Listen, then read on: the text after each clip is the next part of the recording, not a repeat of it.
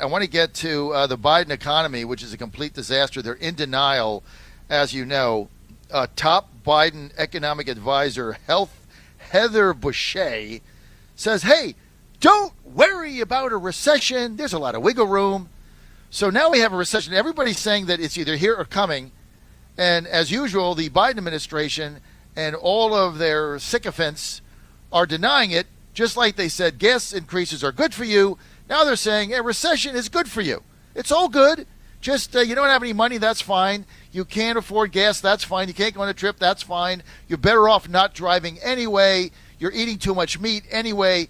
Go be a vegetarian. You shouldn't be eating that kind of stuff. So it's good that food prices are high, and it's good that you can't go anywhere, and it's good that you don't have any money. Then you can stay home and ride your bike like Pete Buttigieg does out of his van.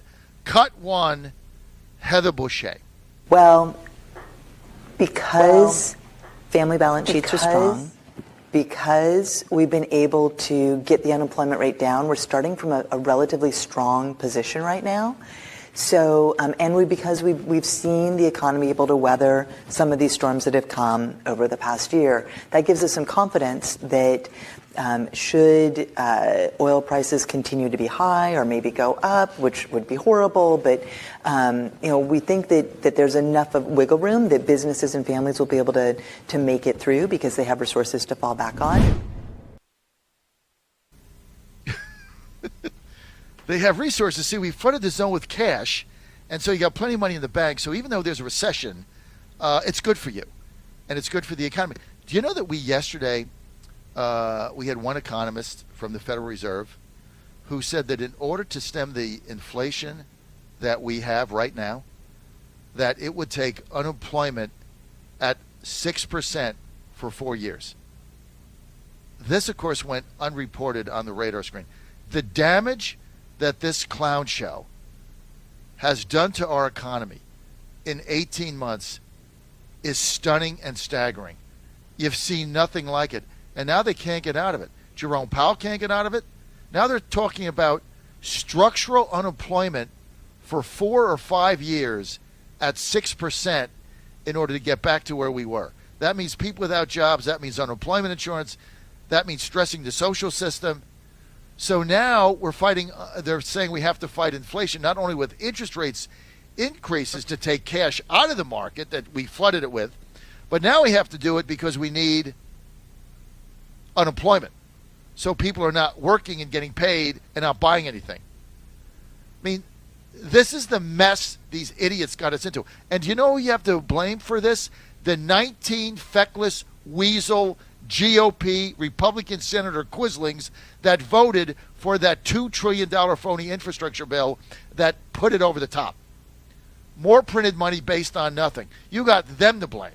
Just like you got John Cornyn to blame for the gun grab, and you got now Cornyn to blame in Texas for a secret amnesty deal behind your back.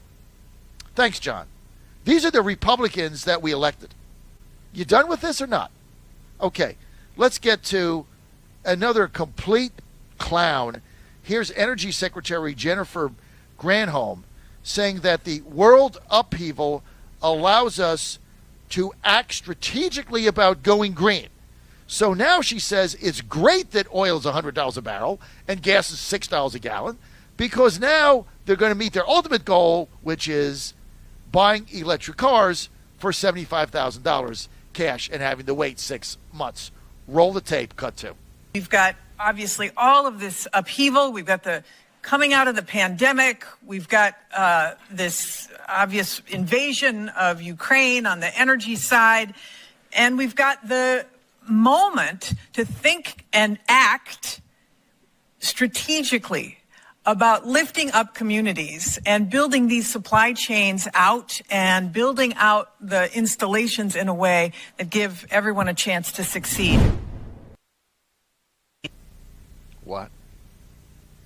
So, high gas prices are good for you. World economic calamity somehow is good for you because we can get to green energy quicker. Meantime, the elites fly around in their private jets, and she went from this press conference to a cocktail party where she's sipping on $75 bottle of champagne and eating caviar.